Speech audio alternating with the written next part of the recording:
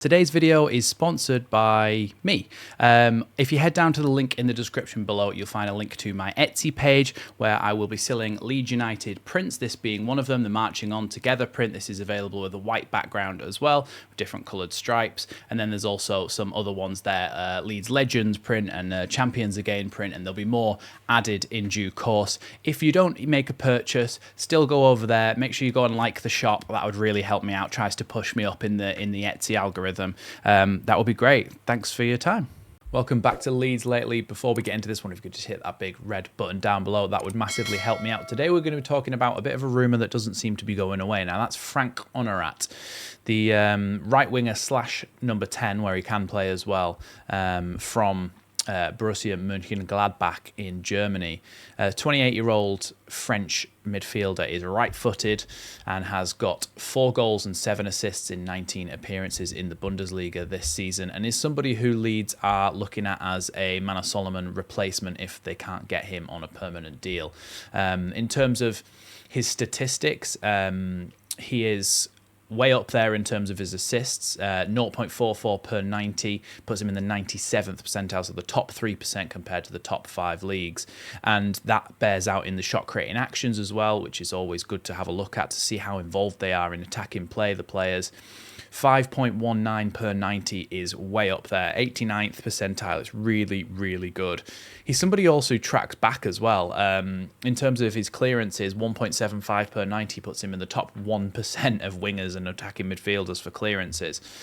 Some kind of less worrying statistics, but more something to take into account, because this is why we do the eye test as well, and that's where it comes in as well. When you actually watch Franck Honorat play, the way that he plays is a lot of the time he will knock the ball past somebody and take them on and go past them. But when you actually look at his successful take-ons, it's 0.75 per 90, which puts him in the 8th percentile. When he does like to play like that. His progressive carries as well, 3.94 per 90, puts him in the 61st percentile. So fairly average for that, but when you actually see the way that he likes to play, he does like to drag his team up the pitch and carry the ball forward, which is something that I think is very underrated in somebody you're trying to sign in the Premier League, especially if you're a newly promoted side and you are trying to stay up, because there are a lot of times in the Premier League where you are going to be under the cosh by a Man City, an Arsenal, a Liverpool, and you need somebody who's got the ability to knock the ball past somebody and drag the whole team up the pitch without losing possession. And I think Franck Honorat is the type of player who would be able to do something like that. Now, in terms of how much it would actually cost for Franck Honorat to come in from Borussia Mönchengladbach, who of course is Daniel Farke's ex-team as well that he used to manage, the price that you're willing to pay for him, look, he's not one of the best midfielders in Europe, but he's certainly up there in terms of his goal contributions. And when you look at similar players compared to Franck Honorat, you're looking at people like Anthony Elanga, Ismail Assar, Jacob Murphy, Alex Berenguer, Marcus Rashford, Brian Mbeumo, Christian Pulisic, Iñaki Williams. There are a lot of decent players compared to him where he's pulling out similar statistics. And I do think that he's somebody who could make an impact with Leeds if he were to come in. His value is supposedly around 12 million euros. Leeds potentially could get him for a little bit less than that, probably around 9 to 10 million pounds is what's been rumoured.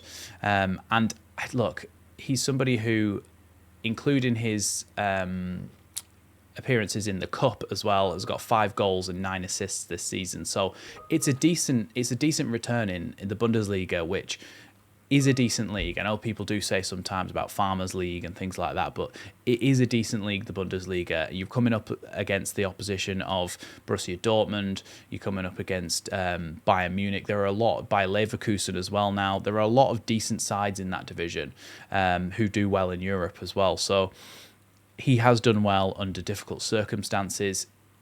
Would he be your dream signing? No, I don't think so. But he would be somebody who potentially could come in and solidify you in the Premier League. His contract expires on June 30th, 2028, which means that his value is protected and he has got a few years left on that deal. So look, it's not the most exciting transfer in the world, but I do think he's got a lot in the locker in terms of shooting from distance, shooting from close range. His crossing from the edge of the box, from outside the box, is decent as well. He's got that ability to go and play in the number 10. You've seen that with his assists that he's managed this season, 9 assists. He's really, really good. And I do believe that he's somebody who would not cost you that much so that you can spend your money elsewhere. Of course, we've already got Ramazani, we've already got Nonto, we've already got Dan James to play in those winger roles. If you were to bring in somebody like Honorat, you are just supplementing that, I think, with not a massive amount of money spent. So I think it might be quite a clever move. And when we're talking about this kind of data-driven model that Brentford do, that Brighton do, they've been successful with it, and they've been successful with it because they haven't spent a massive amount of money on players. They've looked for players who really fit what they are specifically trying to do, and that are able to kind of subvert that expectation of spending a massive amount of money on a player when they actually come in, because you've done your research, because you've scouted correctly. They then can have the same impact as a big money signing. Now, this one, I think, is something that Leeds should probably try to pursue. We know that a lot of the time these links can be bogus and they can be from certain news publications that aren't as reliable as others.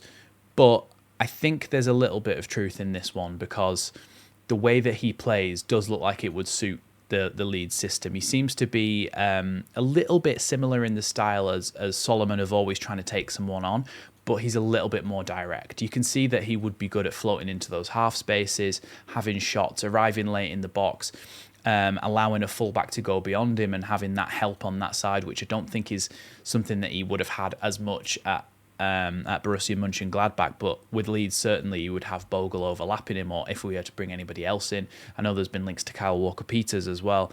There are options where Honorat then tucks inside, and because he's got that ability to play in the number 10 and play out wide, that kind of role is perfect for him, because he's playing out basically halfway between those roles at times, where he's coming in from the outside to in, going into that half space and having shots and getting assists from inside the box. So I think it's a clever move for Leeds to go for somebody like Franck Honorat. Like I said, because you've already got Ramazani, you've already got Nonto, and you've already got Dan James, you would then have 4 wingers who all can do you a job in the Premier League, as have proven before, apart from Ramazani, of course.